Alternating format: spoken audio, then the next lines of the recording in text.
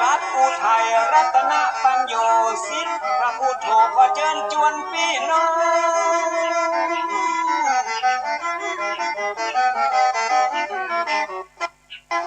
สาธุชนทุกคนแห่งห้องล้านนาตัวต้องบอกว่าไกลว่าไกลมาฟังรายการดีมีสาระน้อมนำธรรมะมาสาธยายขึ้น96.5เสียงใส104.5ดังไก่กระชอน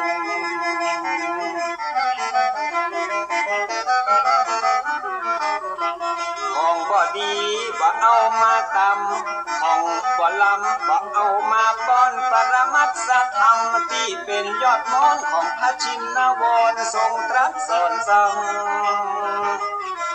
มันมาสัพพะเรื่องในล้านนาและภูมิปัญญาของคนบ่เก่าถ้าบ่ฟังคนเฒ่าตุเจ้าเปิ้นสอนมีพระตัวขาดนอนมีที่นอนขาดมุ้ง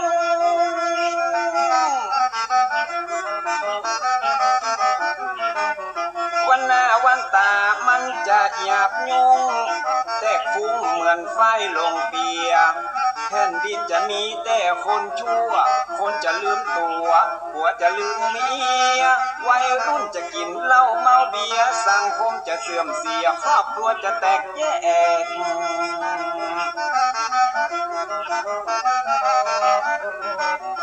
ถ้าฟังคนเฒ่าตุเจ้าเพื่อนสอนมีผ้าตัวมีหมอนมีที่นอนมุ้งแขกแผ่นดินบ่เอาห้อนแตกวัยรุ่นจะบ่แหกกฎเกณฑ์กองฮีดจะดีรายการธรรมะสร้างสรรค์ชีวิตฟังเตจะมีแต่คุณประโยชน์ฟังธรรมะแล้วพิจารณาบ่ใจเข้าหูขวาแล้วออกหูซ้าย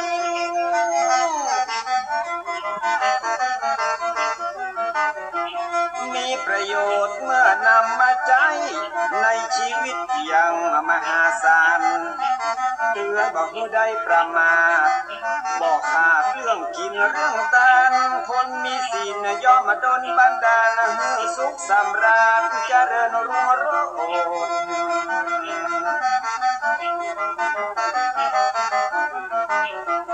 พ่อคนเฒ่าเปิ้นเข้าวัดวาดน้อมตายโอดคนจิตใจโหดขี้นิ่งขี้โกรธอยากจะป่าเถื่อน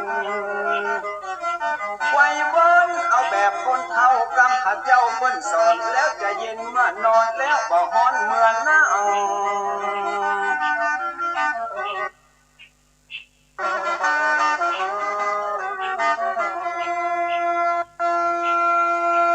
ขอเจริญสุขสวัสดีมายังท่านสาธุชนทุกท่านรายการทานธรรมทางสงบก็ได้มาพบมากับญาติโยมแห่งวันหนึ่งซึ่งวันนี้ก็ตรงกับวันศุกร์ที่29 แรม13 ค่ำว่าเดือนนี้เป็นเดือนอยู่ในเดือน7แล้วก็เป็นวันรับโหรวันพรุ่งนี้ก็จะเป็นวันพระใหญ่14 ค่ำรายการนี้มีให้ญาติโยมฟังกันทุกๆวันศุกร์เด้ออาตมาภาพพระครูประหลัดอุทัยรัตนปัญโยด็อกเตอร์วัดพระผู้ช่วยเจ้าอาวาสวัดพระศรีมรมหาวิหารรายการนี้เป็นภาคภาษาไทยภาคภาษาอังกฤษก็บ่ต้องกดไปละภาษาอังกฤษเป็นภาษาบ้านนอกภาษาเมืองนอกเมืองนาเอาฟังภาษากับเมืองเขาเนี้ยแล้วก็จะมีภาษาไทยปนอยู่ด้วยเนื่องจากว่าญาติโยมมาจากกรุงเทพมหานครคนฟังรายการว่าไม่ค่อยจะรู้เรื่องฟังบางทีก็ขาดหายภาษาไทยภาษากลางภาษาภาคเมืองภาษากลางงั้นกระทั่งก็พูดภาษากลางมั่งสงสารโยมอยู่ไกลฟังบ่ไกลฟังใกล้ได้ก็บ่เป็นหยังแต่จะเรื่องพูดทั้งไทยทั้งภาษาไทยภาษาเมืองแต่ภาษาอังกฤษนี่ไม่แถมภาคนึงญาติโยมเด้ก็บ่ต้องไปฟังละนะสารธรรมคำสอนวันนี้ก็คงจะหนีบ่พ้นเรื่องเกี่ยวกับการดำเนินชีวิตในยุคนี้สมัยนี้นอกจากคนจะพัฒนาด้านเทคโนโลยีด้านความเป็นอยู่ รวมทั้ง พัฒนาการทำลายด้วยนะญาติโยมอาตมาหันในคลิปหันใน YouTube เนี่ยเป็นแปลงรถตัดต้นไม้เป็นนาทีอินดูต้นไม้ญาติโยมโอ้มันตัดต้นไม้มันเล็กบริเวณตัดป๊อปแล้วก็มีเครื่องบดด้วยตัดกิ่งตัดอย่างเพราะมันไม่เหลือว่าต้นไม้เต้นป่อเจนปูเจนมอนตัดภายใน5 นาทีเหลียวเนี่ยอันนี้คือการทำพัฒนาและการทำลายทีนี้เรามาพอสิ่งธรรมชาติเปิ้นกับพัฒนาของเปิ้นพัฒนาด้านการทำลายเหมือนกันเช่นพยาธิพยามเชื้อโรคเนี่ยมันพัฒนาการนักแต่ก่อนสมัยโบราณเขาเจ็บเป็นเย็นอุ่นปวดเมื่อยปวดไข้กินยาต้มยาเมืองยาฝนกินแล้วหายเขายาแก้5 ต้นยาแก้กลิ่นพิษบัดเดียวนี่100 ต้นพันต้นกันยังบ่หายเลยต้องไปหาหมอโรคภัยไข้เจ็บต่างๆนานามันก็วิวัฒนาการคือพัฒนาเพื่อความหายนั่นแหละคนก็ตายไปหนัก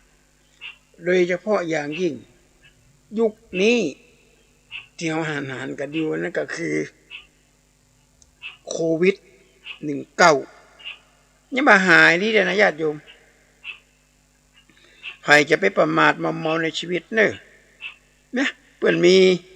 อาตมาภาพเก่งก็ใจอยู่เหมือนกัน คือไม่เจ้าขึ้นมาเนี่ยนะให้ดื่มน้ำมะนาว น้ำมะนาวผสมกับมะนาวกับบะโคดผสมกันก็บีบใส่แก้วแล้วน้ำอุ่นก็ใส่กินก็ไป1 แก้วมันสามารถจะต่อต้านโรคเชื้อไวรัสได้8 ชั่วโมงกันนะเรากินไปเจ้า6 โมงไปเจ้าปุ่นบ่าย 3มันนะมันจะป้องกันนะญาติโยมไม่ได้แก้นะสมมติว่าเป็นแล้วนี่ก็ต้องไปหาหมอเลยแต่ป้องกัน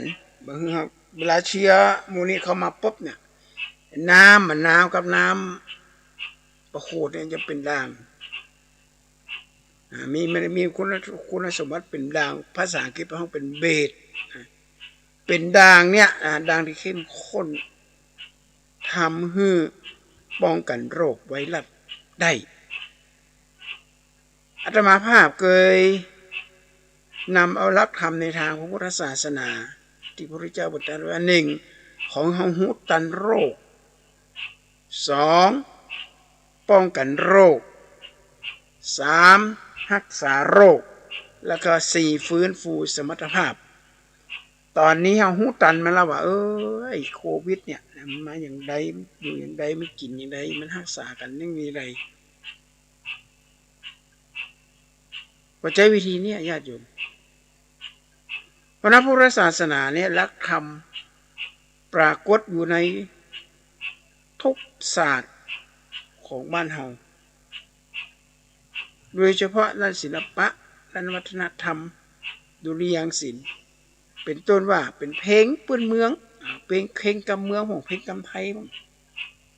ก็มีธรรมะแทรกญาติโยมแทรกเข้าไปคือการที่เพลงธรรมะแทรกเข้าไปเนี่ยเพื่อให้ญาติโยมได้ปลงได้วางรู้จักการดำเนินชีวิตโดยบางคนมาบอกให้รู้จักหน้าที่ของชีวิตรู้จักอย่างนั้นอยู่ไปกินไปต่อสู้กันไปเพราะฉะนั้นการที่เฮาฟังรายการธรรมะหรือว่าปฏิบัติตามหลักของธรรมะเนี่ยนะฮะมันก็จะทำให้เราเกิดความเขาเรียกว่าปลงพระธรรมสังเวชเนี่ยนี่คือสำคัญมากเพราะฉะนั้นศาสตร์ในพุทธศาสนาโดยเฉพาะพุทธศาสตร์เนี่ยที่เป็นงานยิ่งใหญ่ในสมัยก่อนถ้าหากว่าเรารู้จักแนวทางในการดำเนินชีวิตเราก็จะมีแต่ความสุขความเจริญคนแต่ก่อนเนี่ยเป็นเข้าถึงธรรมะนะญาติโยมคนสมัยโบราณเนี่ยเป็นโปร่งเป็นวาง เปิ่นวางเปิ่นปลงเปิ่นวางเปิ่นบ่ยึดมันถือมันอะไรอย่างนั้นวันนี้รายการทานธรรมทางสงบรายการธรรมะหรือพุทธศาสนานี้สิ่งหนึ่งที่อยากจะแนะนำให้ญาติโยมเข้าใจว่าบางคนบางท่านก็ไปโจมตีพระสงฆ์ว่าพระสงฆ์มีอย่างนั้นมีอย่างนี้มันไม่ได้ญาติโยมถ้าไม่มีมันไม่ได้ไม่เข้าใจทางโลกนี่เราจะสอนคนยังไงถ้าพระไม่รู้เรื่องรู้ราวสมัยก่อนก็บอกว่ามีนิทานอิศปอยู่เรื่องหนึ่งนิทานอิศปเรื่องนี้สอนมีคติสอนใจว่ามีสุนัขตัวหนึ่งสายพันธุ์ที่เก่งที่ฉลาดมากเขาอยากให้สุนัขตัวนี้ข้ามทะเลอันโหดร้ายแต่ก่อนที่จะข้ามทะเลอันโหดร้ายเนี่ยเขาจะต้องเอาสุนัขตัวนี้มาฝึกทุกส่วนแล้วสุนัขตัวนี้ก็ไปอยู่ในเครื่องมือนั่นแหละมันจะรู้หมดเลยถ้ามันกระดิกหางเนี่ยมันจะมีน้ำไหลออกมาให้ดื่มถ้ามันสายหัวจะมีอาหารให้กินถ้ามันพยักหน้าก็จะมีล่มมากลางมีทุกอย่างเลยสุนัขตัวนี้คล่องมากแต่เชี่ยวคล่องว่องไวโอ้โหเจ้าของสุนัขดีใจมากก็ปล่อยสุนัขนี้เข้าไปข้ามทะเลทรายอันโหดร้ายมันก็เป็นอยู่มันแกว่งหางป๊อกก็ได้กินละพยักหน้าก็ได้กินจะกินจะนอนอะไรมันยัดอยู่ดีๆสุนัขนี้ก็ตายญาติโยมโอ้เจ้าของสุนัขก็รีบไปเอาศพมาผ่ามันก็ไม่มีอะไรไม่เห็นงูกัดก็ไม่ใช่อะไรเป็นอะไรงูตัวนี้ไอ้สุนัขตัวนี้ปรากฏไปดูกระเพาะปัสสาวะแตกปรากฏว่าเขาบอกว่ากลางทะเลทรายไม่มีต้นไม้สุนัขเวลามันฉี่มันจะยกขาแต่มันไม่มีต้นไม้มันก็เลยจะฉี่ไม่ได้มันไม่ได้ยกขามันก็เลยกระเพาะแตกได้เห็นไหมว่าศาสนาพุทธก็เช่นเดียวกันถ้าเราไม่มีการฝึกไม่มีการอบรมบุคลากรพระสงฆ์องค์เจ้ายังออกโซเชียลอย่างนี้ญาติโยมถ้าพระสงฆ์ไม่สามารถที่จะบันทึกเทปไม่รู้เรื่องภาษาอังกฤษไม่สามารถสื่อสารกับชาวบ้านได้เราจะรู้เรื่องไหนสมัยข้าพุทธการพระองค์ก็จบทั้งหมด18 ปริญญาที่พระเจ้าสำเร็จมานี่18 ปริญญาไม่งั้นพระเจ้าจะไปเผยแผ่ศาสนาได้ไงถึงคนนั้นคุยอย่างนั้นมาพูดอย่างนั้นมาเนี่ยพระเจ้าพระองค์ก็รู้หมดเพราะพระองค์จบทั้งหมด18 ปริญญา1สูติความรู้ทั่วไป2สมาธิกฎระเบียบ3สังขยายการคำนวณ4โยขยันการก่อสร้าง5นิติในกฎหมาย6วิเศษกากฎระเบียบ7ขันธภาการขับร้อง8คณิกาบริหารร่างกาย9สนุเทพาการยิงธนู10ปูรณาด้านโบราณคดี11ติกิจฉาด้านการแพทย์12อิติหาสด้านประวัติศาสตร์13โชติด้านดาราศาสตร์14มายาด้านการรบ15ฉันทสาการแต่งจันทรลักษณ์16เกตด้านการพูด17มันตราด้านวิทย์มนต์แล้วก็18สัทธาด้านไวยากรณ์18 ปริญญาพระเจ้าจบแล้วไผ่จะมาเทียบกับพระองค์ได้นะเพราะฉะนั้นเรามาฟังเพลงนี้อาตมาภาพก็จะเปิดให้ญาติโยมฟังว่าสมัยก่อนเนี่ยเปิดกับสอนคนเขาเนี่ยหูจักโปร่งจักวางการห้องเพลงการขับห้องกำนำมันไม่ว่าจะเป็นภาษาภาษิตข้อคิดคำคมคารมอาหารและนายสารคนสมัยก่อนเนี่ยเปิดก็มีเหมือนกันก็มีแบบยามเหมือนกันมาเหมือนคนสมัยนี้เขาก็โอ้โหห้องเพลงเป็นอันยังกระโบนะแต่เพลงแต่ก่อนเราฟังแค่ญาติโยมลองฟังให้ดีๆนะเพลงสมัยก่อนเนี่ยเป็นห้อง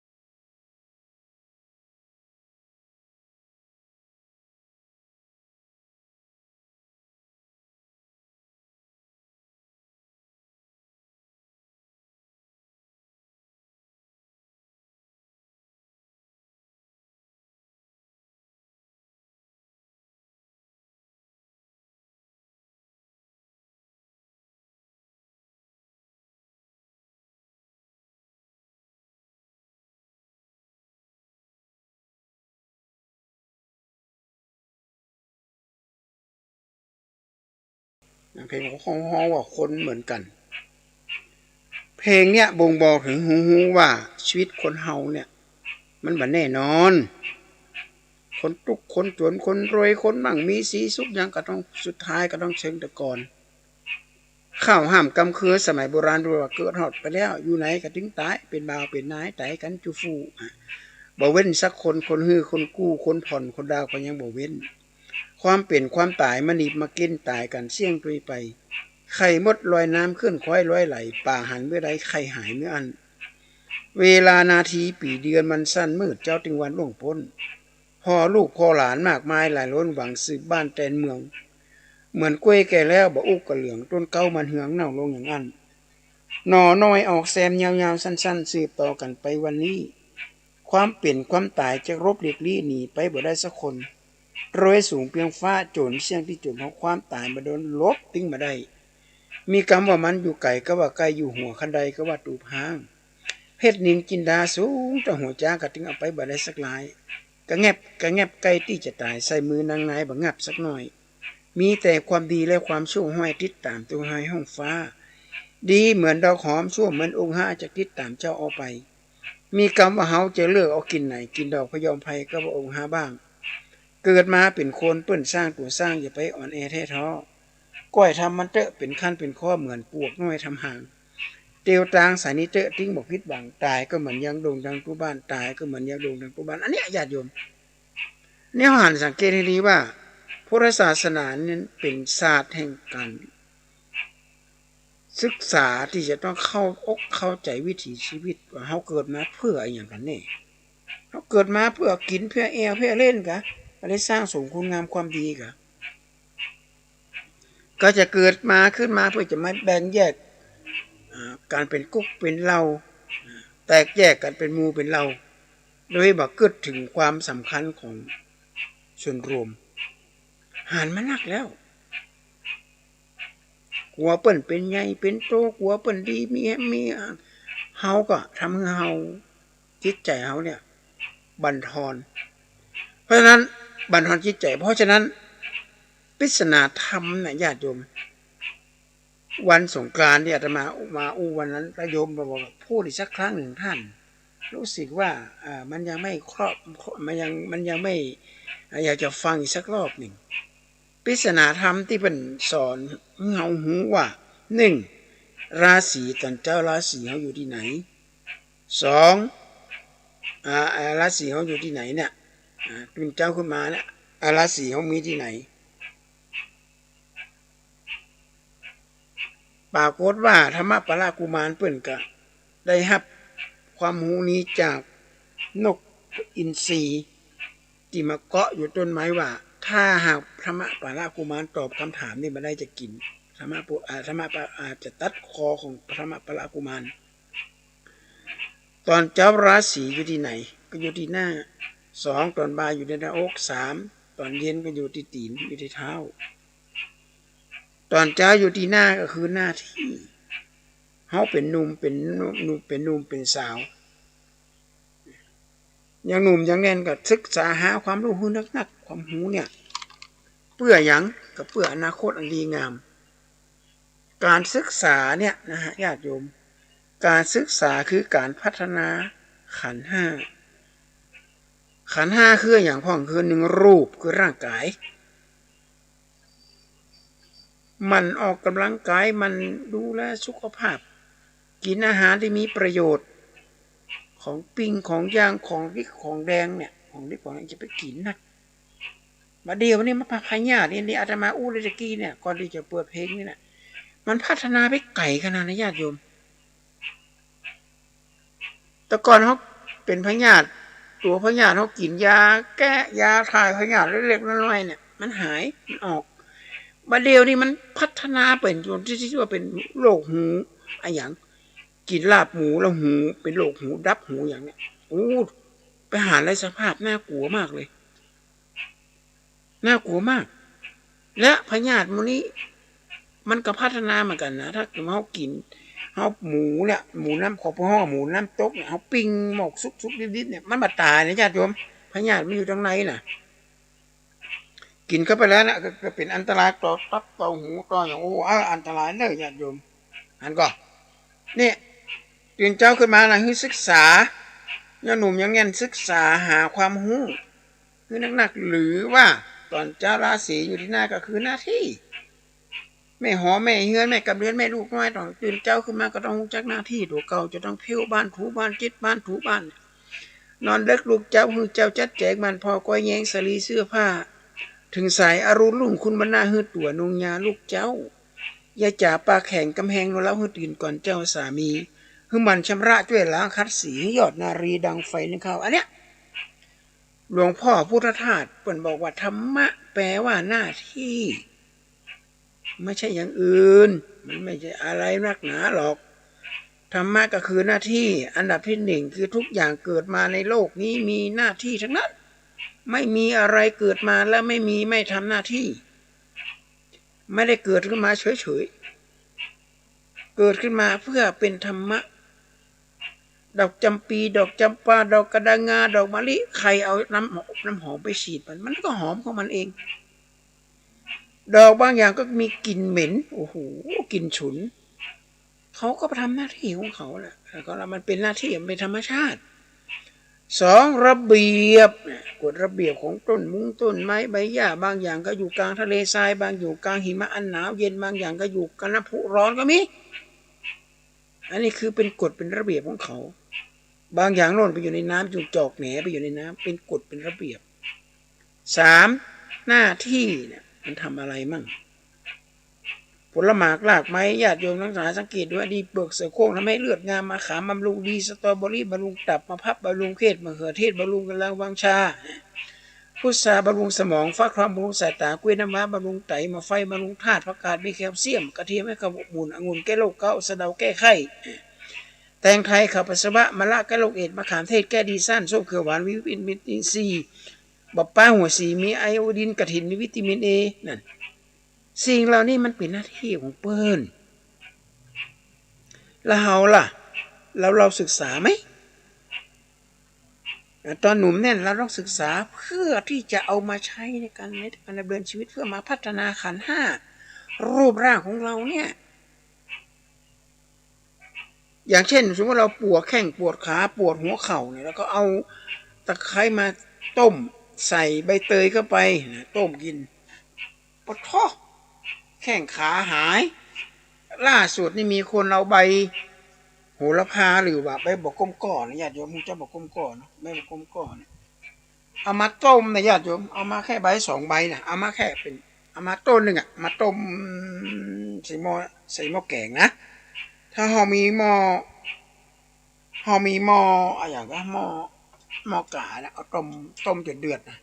เสร็จเรียบร้อยหมดแล้วเอาใส่ในกระติก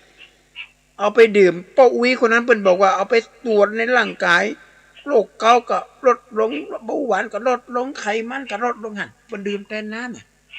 ไม่โหระพาเนี่ยนี่คือธรรมชาติญาติโยมแล้วเฮาเคยกึดเฮาเคยหั่นก่อนตอนเจ้าตื่นขึ้นมาต้องศึกษาความรู้อันนี้คือเป็นปริศนาธรรมคนละกรเป็นสอน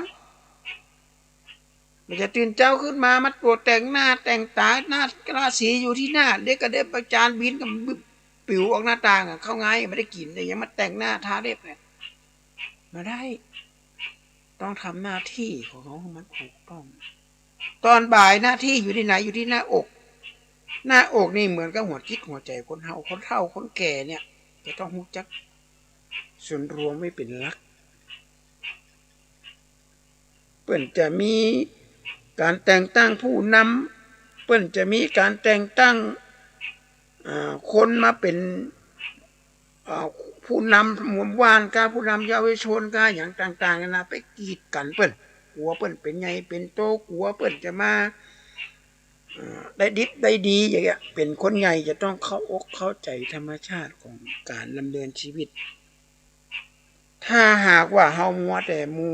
มองถึงกระดูกเก่าฟังกำกุกว่าเราจากคนนั้นว่าจังคนนี้ว่าอย่างเนี่ยมันจะทำให้เฮากลายเป็นคนใหญ่ที่สมบูรณ์แบบ คนใหญ่จะสมบูรณ์แบบนี้นี่ต้องเป็นลักของคนใหญ่เนี่ยจะต้องหนึ่งมีความมั่นคงทางด้านจิตใจต้องมั่นคงไม่ใจฟังคนนั้นอูอย่างบ้านคนนี้อูอย่างโหสุดท้ายบ่เป็นความจริงสักคำฟังกำเล่าของเจ้าบ้านเปิ้นเนี่ยอันนี้คือสำคัญมากนะญาติโยมเพราะฉะนั้นราศีอยู่ที่หน้าอกนะมาถ้าเราเป็นคนรักคนยาวจะต้องนักแน่นผู้หลักก็คือหลักที่ปักอยู่บนดินแน่นไม่ใช่ปักอยู่บนขี้เปอะคนวายอย่างก็เอ็นไปคนนี้ก็วายก็เอ็นไปนี่มันจะผู้ใหญ่แท้ผู้รักผู้ใหญ่ที่แท้จริงนี่จะต้องมีความมั่นคงในหน้าที่การงานบางคนใหญ่เพราะกินเข้าเพราะปีเดือนปีนี่ไม่ใช่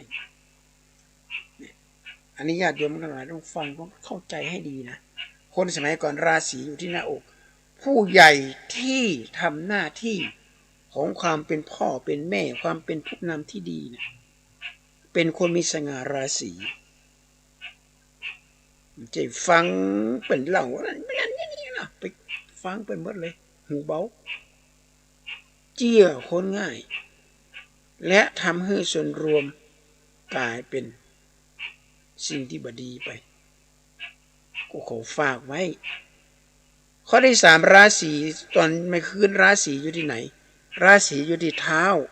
ก็ไม่ค่ำไม่คืนอย่าไปเอวออกนอกบ้านไปไหนมาไหนกะถ้าไผ่ออกนอกบ้านไปยามวิกาลน่ะเป็นคนบ่มีสง่าราศีไม่ค่ำไม่คืนเปิ่นรับเปิ่นนอนกันไปเอวมาได้เอวมาได้เลยญาติโยมเอาเชื้อโรคมาปล่อยแต่ก็เนี่ยเป็นโรคอย่างแค่นิดหนึ่งของโรคเอดส์ไปกินไปเล่นไปไม่หยาไม่ยิงหลังจากโรคเอดส์หายไปแล้วบัดนี้เอามาละโควิดอันนี้สติดโวยโควิดนี่ติดไว้กว่าเชื้ออย่างอื่นโควิดเนี่ยติดไว้กว่าเชื้ออย่างอื่นแค่หายใจตัวติดกันน้อยก็เอาละติดมันต้องบัดใจถุงยางอย่างเราบัดเดียวนี่บ่มีละถ้าไผ่ไปเอาไม่ค่ำไม่คืนไปเอาในผับในบาร์เนี่ยในผับในบาร์นี่ไม่เป็นห้องแอร์อากาศก็เวียนไปเวียนมาก็ไหลก็หูดังเอาเรียบแล้วขนาดเท่าบ่ได้ไปเอาขนาดทุกเจ้าบางตุ่นเปิ้นอยู่วัดยังติดโควิดญาติโยม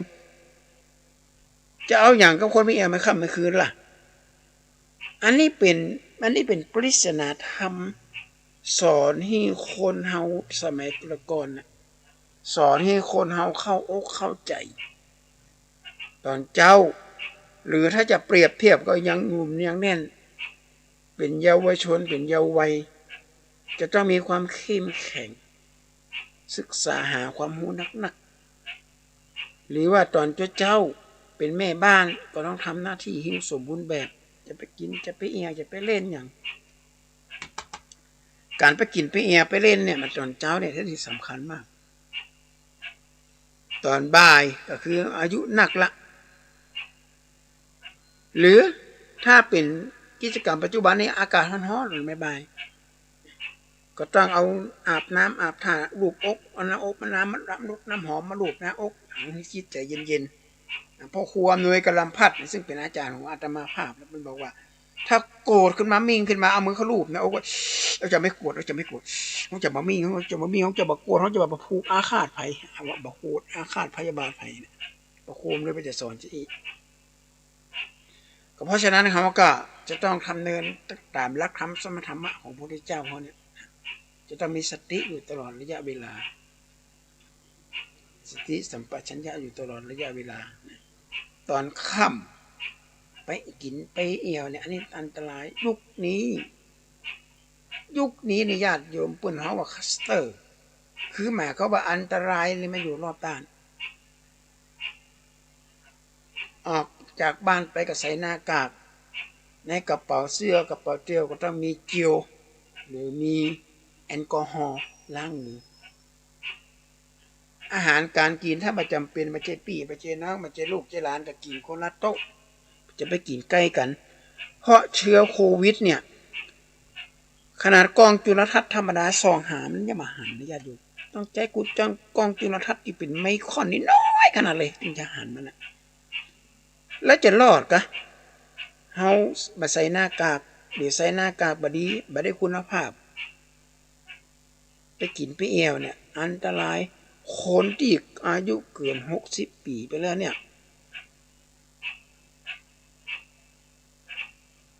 เปิ้นบอกว่าต้องระวังเป็นกรณีพิเศษเพราะเชื้อเนี่ยมันจะเข้าไปในปอดถ้ามันเข้าไปในปอดนี่ญาติโยมเอ้ยมันบ่ได้ละฮะมันบ่ได้ละเข้าไปในปอดเนี่ยจะต้องกินยาตลอดชีวิตเลยกินยาฆ่าเชื้อมันไปเพาะเข้าไปในปอดเขาเนี่ยมันกระจายไปทั่วเลยแล้วร่างกายเขาเนี่ยเหมือนกายนครร่างกายเขาเหมือนกายนครมันทหารที่อยู่ในร่างกายเขาที่คอยดูแลสุขภาพเขาเนี่ยไปอยู่ละ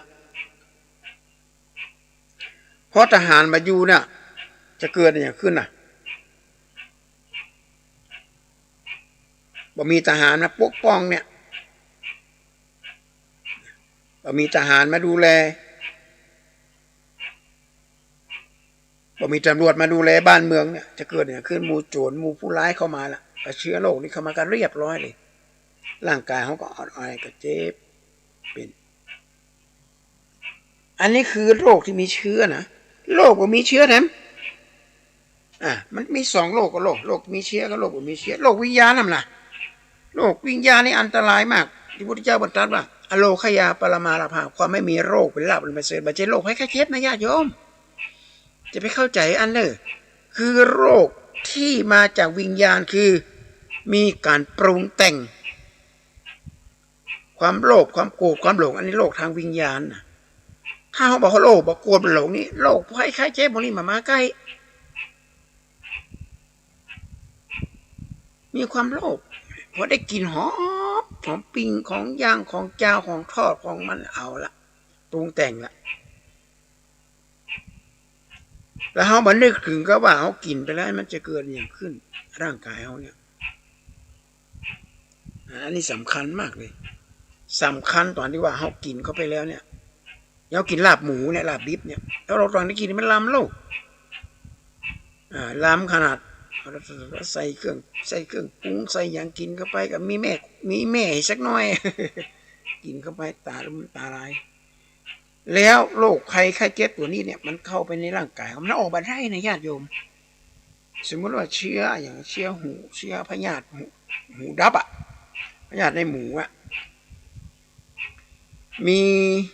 ข่าวน่าสลดใจว่าบวชลูกบ่าว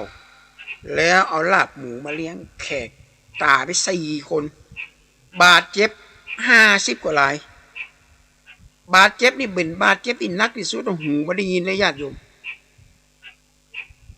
หูไม่ได้ยินเลยเพราะว่าพยาธิในตัวหมูเนี่ยมันเข้าไปในหูแล้วมันก็บาหายด้วยนะหมอเอายาฉีดมันก็ลบได้อย่างที่อาตมาอู้ในเบื้องต้นว่ามันพัฒนาแล้วพยาธิพวกนี้มันพัฒนาแล้วมันสามารถต้านยาอย่างต่างๆเหล่านี้ได้ละเอามันมาอยู่แล้วมันเกิดอย่างขึ้นมาล่ะอันนี้คือความโลภนะขยะพยาธิมันอยู่ในถ้าเขาตัดความโลภออกอย่างมันบางยากหูละโอ้ยกินไปกินตึกอันเนี่ยหมอกปอแห้งแกงหมอกปอต้องหูจักหนุ่มยองหูปอดีคนเฮาสุดท้ายก็ต้องตายเป็นผีทรัพย์สินภัยมีกระดิ่งเอาไว้ไปได้นั่นเราต้องคิดถึงข้อนี้จะเป็นโลภในโลคยาปรามาประมาณไหนโลกจาก่าวความโลภโกรธขึ้นมามิ่งขึ้นมาเอาละบังคับจิตใจไปอยู่ละหลงโลภะโทสะโมหะความหลงมันมาสามารถต้านทานสิ่งเหล่านี้ได้เขาเข้าใจว่าโรคภัยไข้เจ็บเปลี่ยนอยู่อ่อนแอดนี่มาใจนะญาติโยมโลคยาปรมาในโลกจากวิญญาณ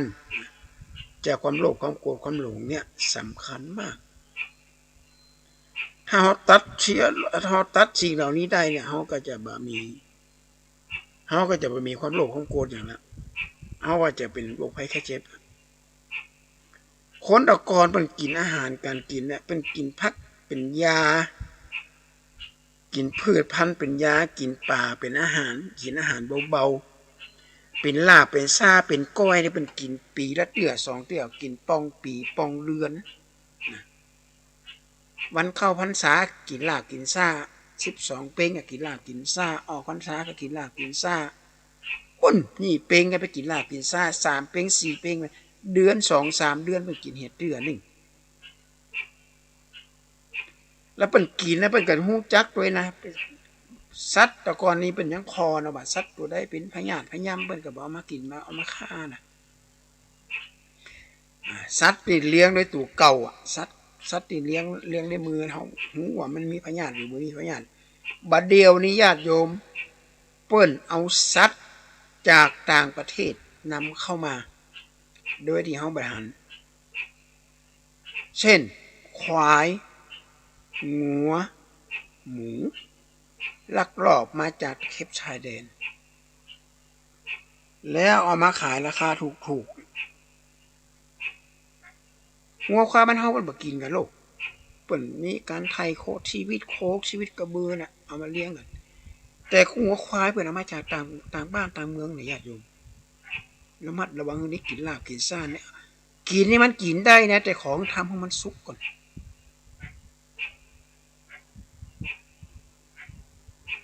ซ่าเนี่ยก็ต้องเอาไปคั่วจนสุกอันนั้นกินไปได้เป็นหยังกินผักกินหยังตัวไปอ่ะลาบหมูก็เหมือนกันต้องเอาไปคั่วก่อนถ้าบอกคั่วเนี่ยอันตรายมันจะเกิดขึ้นโอ้เป็นกันนักญาติโยมที่อาตมาภาพบอกว่าตายไป4 ศพเจ็บเป็นนิรันดร์50 กว่ารายแต่ละรายนี่อันตรายมากหมอบอกหมอในสายหัวเลยว่ามีโอกาสที่จะตายในต่อไปหรือพิการในเวลาต่อมา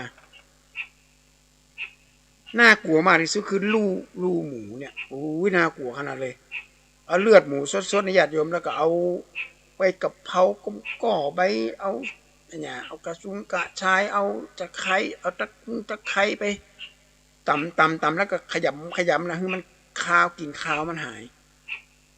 นี่คือลูกนะญาติโยมสมัยก่อนเนี่ยอาตมาเป็นละอ่อนน้อยอาตมาเคยทำอยู่เป็นเนี่ยอยู่แต่หมูบ้านเฮานะหมูที่เขาเลี้ยงเอาไว้ล่ะเขาหูแล้วมันกินในอย่างพ่องหมูมาเป็นพญาติอะเขาหันดูแต่ท่าแต่ก่อนนะแต่ประเดี๋ยวนี้มาได้แล้วเนี่ยหมูยังกับหมูกินยังกับหมูมันกินสปะนะญาติโยมกินสปะสปืนหมูนี่มันกินหนักกว่าสัตว์อย่างอื่นนะเพราะเราจะไปล้อเล่นกับมันมาได้จะไปล้อเล่นกับมันเนี่ยโอ้โหเปิ้นบอกว่าให้กินน่ะนะให้กินอาหารเวลาหิวถ้าบ่หิวจะไปกิน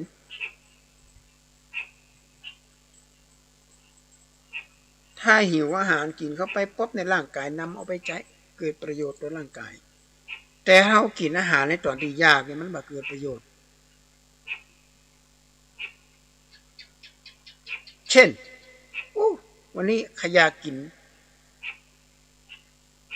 โดนัทอย่างเงี้ยพิซซ่าอย่างเงี้ยโดยที่ไม่หิวนะอยาก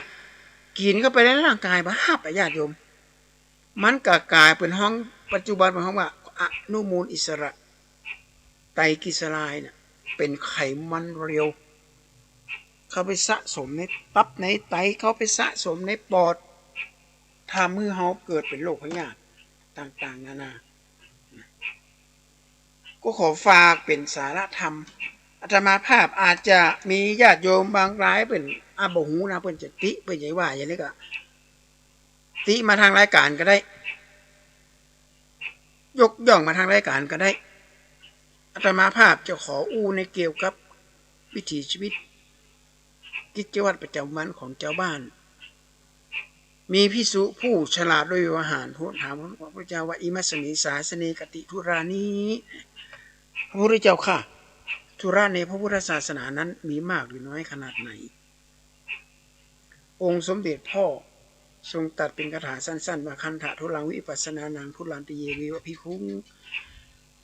ธุระในพุทธศาสนาก็มีอยู่2 อย่างที่1คันธะธุระ ศึกษาศีลสมาธิปัญญาสอนให้เจ้าบ้านเปิ่นมีดำเนินชีวิตที่ถูกต้องบ่ใช่ทุกเจ้าไปสอนคนมาแตกแยกแบ่งพรรคแบ่งพวกสอนให้คนผิดหัวเถียงกันสอนให้คนแตกแยกสอนให้คนมีมิจฉาทิฏฐินี่ไม่ใช่อันนี้มันจะทุกเจ้าล่ะทุกเจ้าแท้ๆเป็นสอนให้คนมีสัมมาทิฏฐิรู้จักระวังในการดำเนินชีวิตถ้าทุกเจ้าสอนคนให้มีมิจฉาทิฏฐิสอนคนให้มี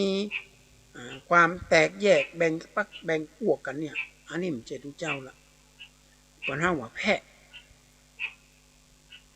ก่อนห้าว่าแพะเป็นไม่ใช่พระละพระจะต้องสอนให้คนเข้าใจศีลสมาธิปัญญาและคำสอนในทางพุทธศาสนาสมัยโบราณเป็นบอกว่าม่วนเสียงก้องเสียงกองม่วนเสียงมองต่ำเข้า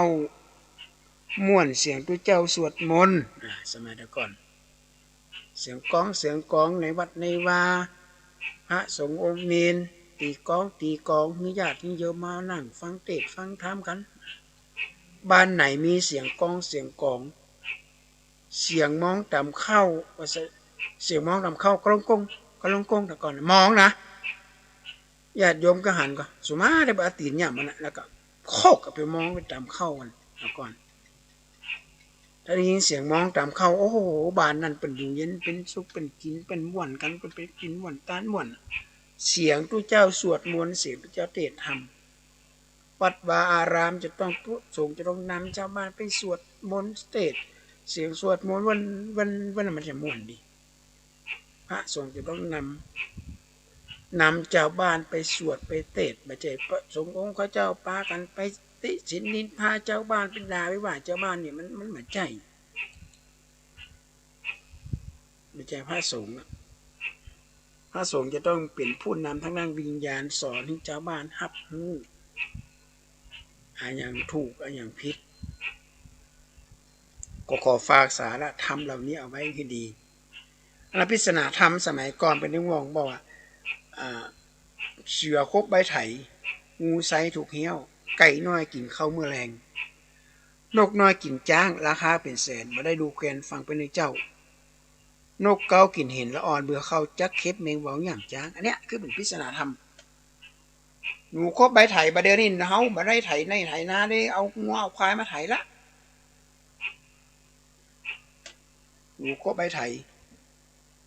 เฮาใจไถมาจากประเทศญี่ปุ่นต่างประเทศงูไซถูกเหี้ยวนี่คนทำมาอย่างบดีเนี่ย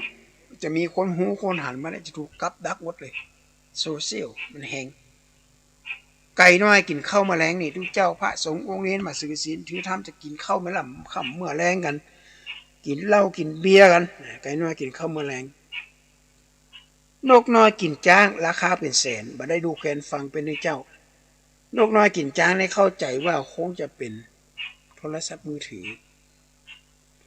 บัดเดี๋ยวนี้โทรศัพท์มือถือนี่มันสามารถถ่ายรูปก็ได้แม้กระทั่งถ่ายทอดสดอาตมาพาไปอินเดียถ่ายทอดสดจากอินเดียมาออกรายการหันภาพหมดละซบลอยมาลองก็ถ่ายรูปพอถ่ายแบบวิดีโอเนี่ยญาติโยมแล้วก็คนสามารถหันได้เลยเป็นห้องถ่ายทอดสดเป็นห้องเป็นโซเชียล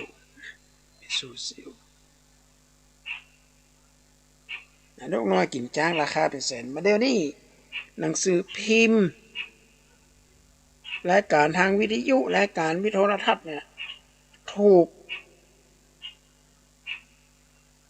โซเชียลกลืนเข้าไปหายแม้กระทั่งนิตยสารดังๆก็หายคนมาอ่านกันรับเลยเนี่ยฟังกันเอาจะอ่านก็อ่านทางโทรทัศน์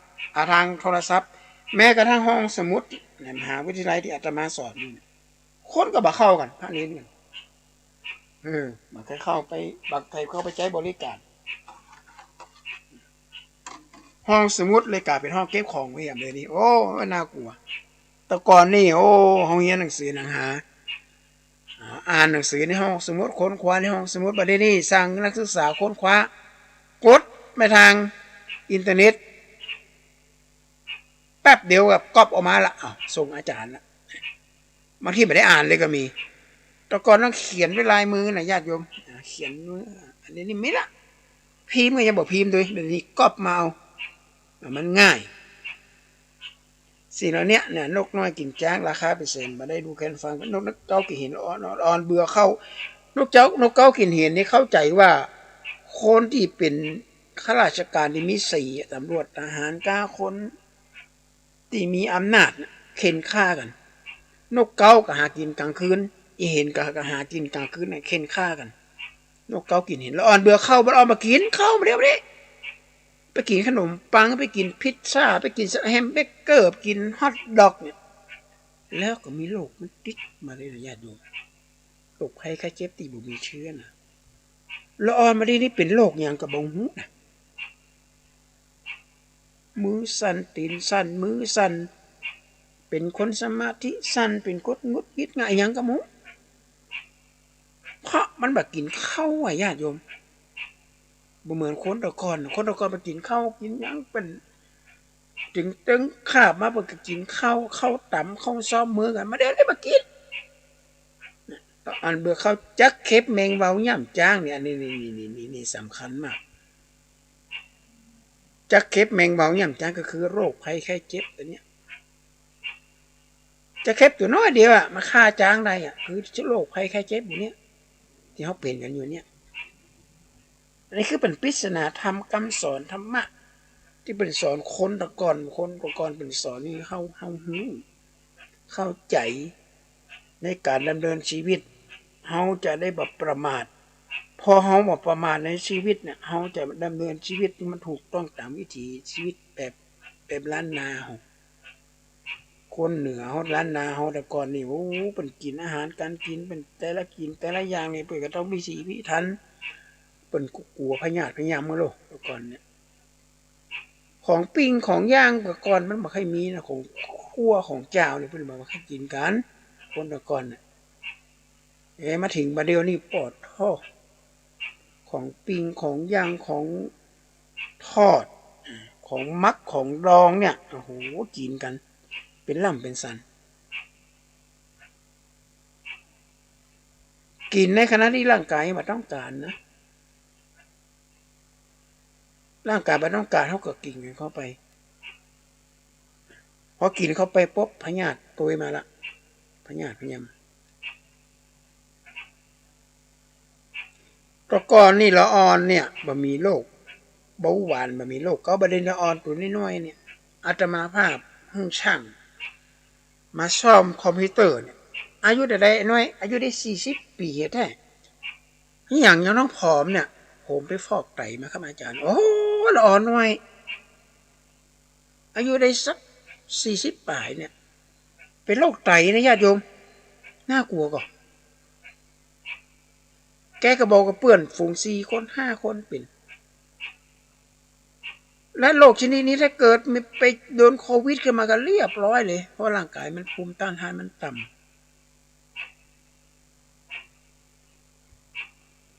ภูมิต้านทานต่ำพอภูมิต้านทานต่ำแล้วก็มันเอาไปอยู่แล้วเนี่ยสุขภาพร่างกายมันดีละประเดี๋ยวอาตมาภาพได้อู้ไว้ว่าร่างกายเขาเนี่ยเหมือนกายนครคือกายนครหมายความว่าเฮามีทหารเขาห้องว่าแอนตี้บอดีเนี่ยภูมิต้านทานแล้วเนี่ยสูงในขณะที่เขายังหนุ่มยังแน่นอยู่แต่ถ้าภูมิต้านทานเขามันต่ำเหมือนใดเนี่ย